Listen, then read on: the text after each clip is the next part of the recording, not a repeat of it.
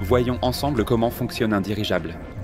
Comme tout moyen de transport aérien, un dirigeable possède une enveloppe, des moteurs puissants, une cabine passager confortable, des empennages stabilisateurs et un espace dédié pour fixer la charge utile. Mais alors, en quoi se distingue-t-il vraiment des autres appareils volants, ces engins qui sillonnent nos cieux? Comparons à un avion. Sa portance est générée par les ailes. Une vitesse suffisante est nécessaire, et pour la garder, l'avion consomme du carburant. Comparons avec un hélicoptère, la poussée est produite par le rotor principal, ce qui entraîne une consommation de carburant. Dans un dirigeable, au contraire, la portance est conservée. Elle est statique, elle ne disparaît pas et n'est pas consommée. Le gaz porteur, l'hélium, est plus léger que l'air. Il se trouve dans l'enveloppe et la tire vers le haut. C'est la force d'Archimède. Elle est contenue dans des sacs d'hélium fabriqués à partir de matériaux composites multicouches solides, légers et fiables.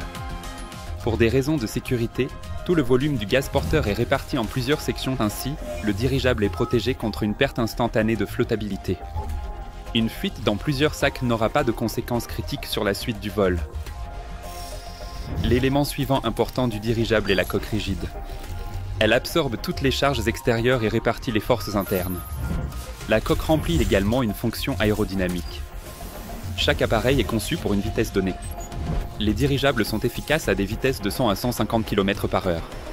Ils conviennent parfaitement aux moteurs électriques équipés d'hélices à rotation lente, alimentés par des microturbines écologiques et durables avec échangeurs de chaleur. C'est une combinaison offrant un excellent rendement énergétique.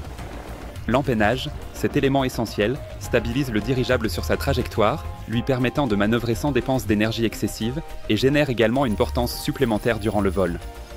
Comme dans tout appareil moderne, tout est automatisé à bord du dirigeable. L'ensemble des systèmes d'actionnement est contrôlé par un ordinateur central. On peut facilement imaginer les possibilités des nouveaux dirigeables en comparant mentalement un smartphone et un boulier mécanique du siècle dernier. Un seul opérateur à distance peut très facilement contrôler effectivement toute une flotte de drones cargo effectuant des trajets partout dans le monde entier. Ce n'est absolument pas la logistique du futur. C'est véritablement le présent. Cela se passe déjà, précisément en ce moment même, ici et maintenant.